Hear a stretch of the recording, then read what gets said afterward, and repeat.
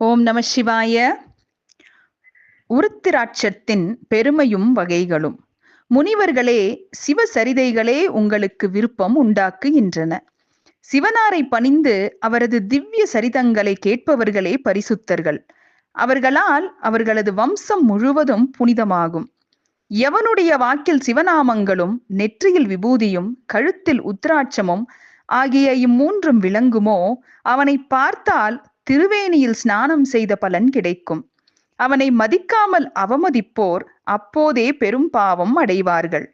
விபூதி அணியாத நெற்றியும் ருத்ராட்சமணி அணியாத கழுத்தும் சிவநாமங்களை சொல்லாத வாயும் உடையவனை கண்டால் சண்டாளனை கண்டார் போல் விலகிக் கொள்ள வேண்டும். சிவநாமமே கங்கை, விபூதியே யமுனை, உருத்திராட்சமே சர்வ பாபங்களையும் போக்கும் சரஸ்வதி. இம்மூன்றையும் அணிந்த பயனை, திருவேணியை தரிசித்த பயனையும் உலகத்திற்கு ஹிதம் செய்வதற்காக பிரம்மதேவர் ஒரு துளையில் வைத்து நிறுத்தார். அவை சமமாக இருப்பதைக் கண்டு பிரம்மன் முதலிய தேவர்கள் அனைவரும் இம்மூன்றையும் அடைந்தார்கள். ஆகையால் இம்மூன்றையும் அணிந்தவனுடைய பயனை சொல்ல என்னால் ஆகுமோ? இவ்வாறு சூத முனிவர் சொன்னதும் நைமிசாரண்ய வாசிகள் அவரை பார்த்து, சிவஞான செல்வரே, அத்தகைய பெரும் பேற்றை தரவல்ல ருத்ராட்சத்தின் மகிமையை கேட்டு நாங்கள் புனிதர்களாகும்படி விரைத்துரைக்க வேண்டும் என்றார்கள். சூத முனிவர் சொல்லலானார். தவசீலர்களே, 1100 ருத்ராட்சங்களை தரித்தவன் ருத்ரஸ்வரூபத்தை அடைவான். அவன் அடையும் பயனை அநேக ஆண்டுகள் சொன்னாலும் முடிவு பெறாது.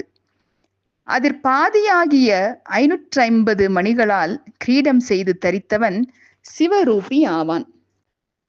310 மணிகளால் உபவீதம், அதாவது பூநூல் செய்து தரிக்கலாம். சிகையில் 3ம் 2 காதுகளிலும் 5 அல்லது 6ம், கழுத்தில் 101ம், புயத்தில் 11ம், கன்னமாலை 11ம், மணிப்பந்தங்கள் 2ல் 11ம், பூநூலில் 3மாக முக்திகாமி அணிய வேண்டும். 50 மணிகளை கடிசூத்திரமாக அணியத்தகும். இவ்வாறு அணிபவன் முக்தியடைவான் என்பதில் சந்தேகமே இல்லை. இவ்விதம் அணிந்து ஆசனத்தில் அமர்ந்து சிவத்தியானம் செய்பவன் சாபானுக்கிரக சாமர்த்தியம் அடைவான்.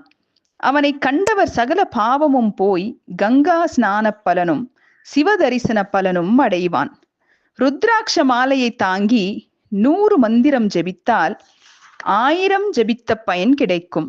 சிவபெருமான், மகாவிஷ்ணு, சூரியன், சக்தி, கணபதி இவ்வைவர் மந்திரங்களையும் ஜெபிப்பதற்கு உத்திராக்கமே சிறந்தது. இதனால் சகல மந்திரங்களும் ஜெபிக்கலாம். முக்தி, புத்திர பாக்கியம், ஐஸ்வர்யம், வித்தை, கன்னிகை, புகழ் முதலானவற்றை விரும்புபவர்கள் ருத்ராட்சமணி தரித்து ஜபித்தால் அவற்றை தடையின்றி அடைவார்கள். ஆயினும் சிவபக்தன் ருத்ராக்கமணி மாலையை சிறப்பாக அணிய வேண்டும். ருத்ராட்சத்தை விருப்பத்தோடு அணிந்தாலும் விருப்பமில்லாமல் அணிந்தாலும் பயனுண்டாம். எனவே அவை உத்தமமானவை.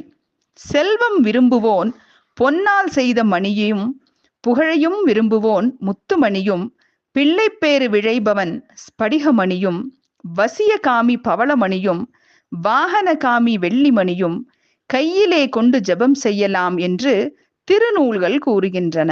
ஆயினும் ருத்ராட்ச மணியே இவற்றை காட்டிலும் சிறந்த பயனை கொடுக்கும். உபாசனை பல வகைப்படும். எனவே இந்த மணி மாலைகளின் பேதங்களை சொன்னேன். சிவபெருமானையும் விஷ்ணு மூர்த்தியையும் தியானிக்கும் போது ருத்ராட்ச மாலையே சுகம் கொடுக்க வல்லது. சூரியனுக்கு ஸ்படிகமணியும், சண்டிகை கணேசருக்கு முத்துப்பவளமணியும் மகிழ்ச்சியை கொடுக்கும் என்று பெரியோர் கூறுவர். ஓம் நம சிவாய.